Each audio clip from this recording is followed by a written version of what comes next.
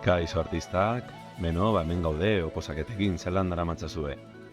Gaur ekainaren maiatzaren 30 izan da, jakitea bihar dekretu berriak aterako mendituztela, esteka bat jarriko dizuetor eskuragarri. Aurreko bideoetan jada komentatu genituen data, azaldu genituen pizka bat, eta programaketa didaktikoaren aurkibidea goitik bera azaldu genuen, iaia egitura osoa, eta gaur, sarrera, ikastetxea eta ikasleriari ekingo dio. Beraz, sarreran ze egin barko dugu orrialde terdi batean, orrialde batean, berez, programaketa didaktikoan zehar topatuko dutena, eta gero beste orrialde erdi batean, legeak eta hori justifikazio legal, ezta? Orduan horrek arre dizu eta adibide bat, nik gutxi gora bera nola ikusten dudan, ea gustatzen zaizuen, nik sarreran ze jarriko nuke, ezta? Esaldi potolo bat, lehen hezkuntzaren inguruko hausnarketa bat, testu ingurua kokatu, metodologia, ebaluaketaren inguruko zehozer eta aniztasunen trataren inguruan. Gero ja sakonduko dugulako. Eta legeari begira nik horrela jarri dut. Egia da ja dekretu berria ateratzean, zuek lehenengo 3. eta 5. mailakoa eginda, beste bat jarriko duzuela, ezta? Baina hau, 2., 4. eta 6. mailarako da. Aurrekoan esan izuen bezala, ezta? Beste alde batetik ikastetxea, ezta? Ikastetxearen barruan esan dezagun 3 puntu hau dela, testu ingurua eta baliabideak, baina baliabideen barruan pertsonalak eta materialak, ezta? Orduan, testu inguruan nire ustez, onena da, bi orrialde gutxi gora bera biak okupatzea, testu ingurua eta baliabideak nire ustez, hori makrogizartetik mikrogizartera pentsatzea. Hiritik ikastetxera auzoa ere pasata, ezta?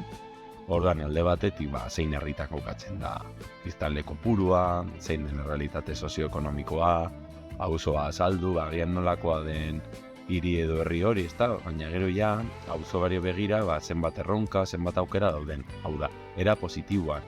Hemen negarre egitea eta esatea, nire auzoan ez da guztak izan ez. Kontua da, ze erronkak dauden gu irakasle bezala, eta zelan aprobetsatuko ditugu. Gero ere, elkarteren bat dago euskararen alde, gizartetxean zenbat dago zein daitezken, ez da, zentru zibikoan.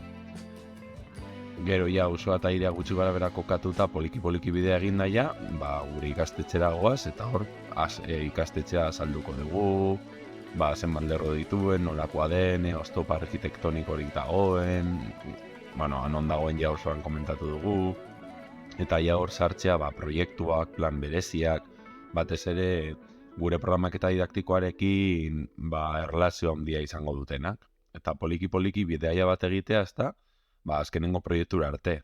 Eta iaia azkena zein izango da, gure programaketa didaktiko, ezta? Hortxe ikastetxaren barruan gero baliabidena, hemen ez dago asko komentatzeko, ezta? Batez ere kontutan hartzea ikastetxeari begira. Gero, 5 puntu laun gure gelari begira baliabideen inguruan hitz egingo dugu, ezta? Baliabide pertsonalak eta materiala esango dugu zenbat batera doen gure gelan, eta hemen kontua da esatea, alde batetik hori irakasleena, baina zuzendaritza taldea, orientazio taldekoak, berritzegunekoak, kide batzuk interesgarriak direnak ikastetxeari begira aipatzea. Eta ja bestetik, materialak,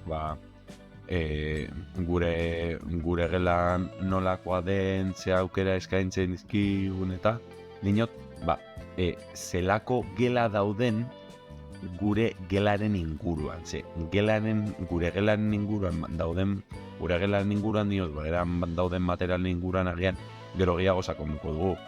Hemen agian batez da komentatzea, ea zenbat informatika gela dauden, gimnasioak, patioak nolakoak diren, gauza horiek, ezta, eta ea materialen bat interesgarria den. Nire txakoa agian hemen interesgarria da, eskolan ordenagailu bat daudela esatea, edo patioen barruan zuz interesgarri dagoela, gero ja bestea gelaren barruan komentatuko du puntu lau, ezta?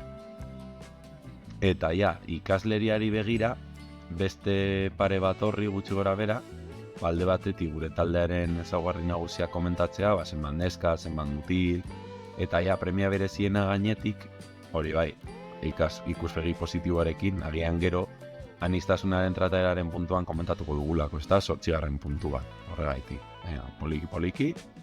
Eta nola ez, behin kokatuta gela agian gure ikasleen ezaugarriziko evolutiboak, ezta? Hori lehenengo gaian daukaz.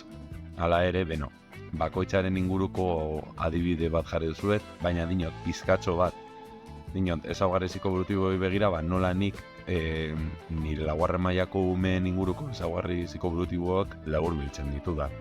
Ea zer iruditzen zaizuen, baina oso irekia da, ezta? Eta ni gelakoa nire ikasleriaren azalpenaren laburpentso bat ere jarri dizuet, baina gero zuek gogoratu, zuek ikusiko duzuen bezalaz. Eta hau da gutxi gora bera zuekin komentatu nahi nuena. Ez daki txalantzaren bat zuen, nahi baduzue iruzkinetan zeo zer jarri, edo Instagramen bidez niri mezu pribatu bat bidali, edo horretakoa. Ados, beno, erabilgarri egingo zaizuelakoan. Ikusten badut interesatzen zaizuela, jarraituko dut, ez? Bakarri programaketa didaktikoa, kasu praktikoa, gogoratu hori, lehen hezkuntzako maizu bat da, funtzionarioek, erakasle funtzionarioa, azkenengo 14 urtetan gerra ematen egon dena. Beste bat arte artistak